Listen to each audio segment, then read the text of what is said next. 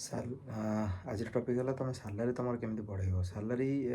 Like 0 to 20 30 like LPA तक केमी तुम पाइब। तो मु मो एक्सपीरियंस कहूँ तो तुमको कौन करार अच्छे ना फास्ट तुमको कौन करार अच्छे इंटरव्यू देवार अच्छी। इंटरव्यू देलापर तुम फ्रेशर लेवल जो जॉब पाच तुमको 2.5 रू 3.5 जाए आजिकल सैलरी मिलूँ। तो नॉर्मल सैलरी तुम 3.5 जाए एक्सटेंड कर तो तुम फ्रेशर फ्रेशर रहा तुम 2 ईयर गोटे कंपनी तुमको मैक्सिमम 15 मंथ रही अच्छे। तो 15 मास रही तुम कौन कर किसी नॉलेज तुम गेन कर कहीं तुम जल्दी छाड़दे तुम एत सैलरी भी हाइक हो ना तुम किसी जिनस भी जान न कहीं स्किल मैटर करे तुम केते जिनस जाच तुम केते निजको निजे तुम स्किल अप करुच। तो गोटे गोटे कंपनी कौन हुए ना तुम 2-3 ईयर ट्राए कर गोटे company 2 year maximum 1.5 to 2 year रही 1 to 2 ईयर रही तुम सब जिनस नॉलेज तुम आसीज कंपनी कल्चर केमती अच्छी। तो कंपनी सब पिला सहित मिसला तुम सब स्किल डेभलप हो विथ तुम निजर स्किल भी डेभलप हम तुम सब जिन जानीज कि केमी तुम केमी कौन तुम करार अच्छी तुमको आगू केमी बढ़ार अच्छी। धीरे धीरे तुम स्किल डेभलप होगा तुम कौन कर गोटे कंपनी मन कर एग्जांपल 1.5 रू 2 ईयर रहा 2 ईयर रहा तुम कौन कर कंपनी चेंज कर कंपनी चेंज कले तुमको कौन करार अच्छे ना तुम इंटरव्यू दब नौकरी अपलोड कर रिज्यूम लिंक्डइन अपलोड कर तुम HR मैंने रिच आउट करेंगे रिच आउट कलापर तुम कौन कर तुम इंटरव्यू देलापर तुम कौन कर तुम हाइक मांग कि 50% हाइक दरकार 70% हाइक दरकार तुम से हिसाब से कि तुम एग्जांपल 3.5 पाच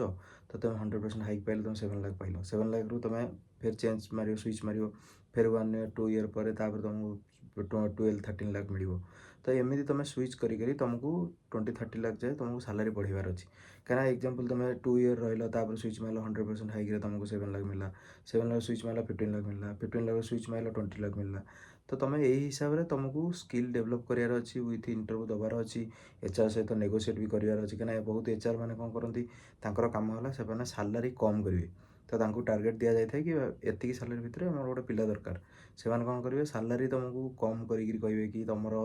केते दरकार एक्सपेक्टेशन तुम कह कि मोर 50-40-50% दरकार। तो से हिसाब से कौन करेंगे कैलकुलेट करेंगे पिलर स्किल एक्सपीरियंस मैटर करे केते वर्ष एक्सपीरियंस विथ तुमको केते मिलूला तो तुमको केते परसेंट से हाइक देवे। तो से हिसाब से गोटे कैलकुलेट हुए कैलकुलेट है तुमको सैलरी हाइक दिखती कि तुम अच्छी 15 लाख तो तुमको 22 भितर देवे कि 20 भितर देवे। तो से हिसाब से तुम कैलकुलेट हो तो सहीटा किसी मैटर करनी तुम आराम से चेंज कले भी स्विच कले भी आराम से भल सैलरी भी पाइपर। आजिकल भी भल सैलरी मिलूँ 40% 50% हाइक भी मिलूँ गोटे गोटे कंपनी तुमको 100% हाइक भी देदेव 100% हाइक देते तुम एग्जांपल तुम 10 लाख पाच तुम 20 लाख हो कि 20 लाख पाच तुम 15 लाख पाच 100% हाइक है 30 लाख हो। तो तुमको से हिसाब से तुम कैलकुलेट से करेंगे तुमको सैलरी देवाई कहीं सैलरी मैटर करें तुम स्किल केते जानिछ तुम स्किल उपर ध्यान दियो तुम स्किल डेभलप कर स्किल डेभलप कले तुमको ऑटोमेटिक सैलरी मिल जाए कहीं बहुत कंपनी रे स्किल तुम जब सब जिन नॉलेज अच्छी सब जिन तुम जानिछ जो भी टेक्नोलोजी तुम काम कर सब जिन जानिछ तुम से किसी प्रोब्लेम हो आराम से तुमको सैलरी से 100% 200% हाइक मोर गोटे सांग कि 250% हाइक पाइला तो सेमती तुमको भी किसी प्रोब्लेम नहीं तुमको भी मिल जाव। तो तुम से हिसाब से चेंज कर कंपनी चूज कर कंपनी कौ हिसाब से तुम कौ कंपनी केमी सैलरी दूसरी तुमको सैलरी वाइज दरकार कि स्किल वाइज दरकार कि कंपनी डिटेल्स भितर पशो कि भल कंपनी अच्छी कि खराब कंपनी अच्छी से हिसाब से तुम देखिए जॉइन कर सेमती किसी प्रोब्लेम नहीं। जदि मो वीडियो आपको भल लगा